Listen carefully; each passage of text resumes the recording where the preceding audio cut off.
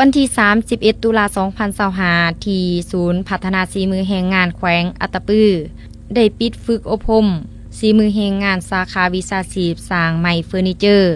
ให้สาวหนุ่มวัยหนุ่มผู้ที่ว่างงานจำนวน28ทานยิง4ทานที่มาจาก5เมืองของแขวง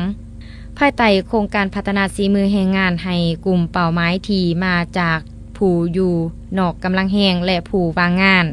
เข้าสู่ตลาดแรงงานตามแขนงเศรษฐกิจปี 2025 โดยการเข้าร่วมของฐานนางสุขอัมพรโพสลาด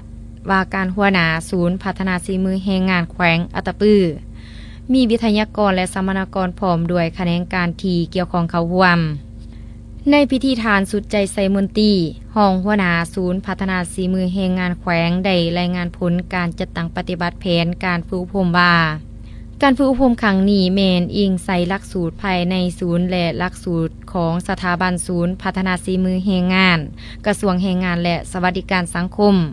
ซึ่งสัมมนากรได้เรียนรู้พื้นฐานวิชาสร้างไม้เฟอร์นิเจอร์ทางภาคทฤษฎีและภาคปฏิบัติตัวจริงโดยเฉพาะสาขาสร้างไม้เฟอร์นิเจอร์ในหัวข้อการเฮ็ดโต๊ะห้องการห้องประชุมใส่เวลาทั้งหมด42ชั่วโมงและยา6วันเริ่มแต่วันที่27หามที่31ตุลา2025จึงสำเร็จในนี้สัมมนากรได้เรียนรู้พื้นฐานในการแต่งแบบและศึกษาแบบการกะเกียมเครื่องมือวัสดุและอุปกรณ์ก่อนลงมือจัดตั้งปฏิบัติตัวจริงในระยะการฝึกอบรมสามารถสร้างโต๊ะได้แบบสมบูรณ์2หน่วย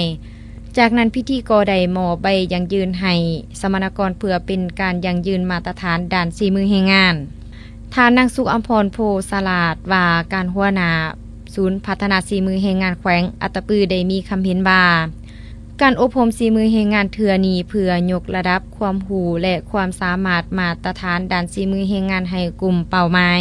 ที่มาจากผู้อยู่นอกกำลังแรงงานและผู้ว่างงานเข้าสู่ตลาดแรงงานในปัจจุบันทั้งเป็นการฝึกทักษะวิชาสร้างให้ความของชำนาญงานความประณีตละเอียดอ่อนเป็นที่ต้องการของตลาดแรงงานและอีกเป้าหมายหลักของโครงการเพื่อสร้างกำลังแรงและผู้ว่างงานให้เข้าสู่ตลาดแรงงานตามแขนงเศรษฐกิจปี 2025ให้บรรลุแผนพัฒนาแรงงานและแผนพัฒนาเศรษฐกิจสังคมของแขวงให้บรรลุตามขาดหมายที่วางไว้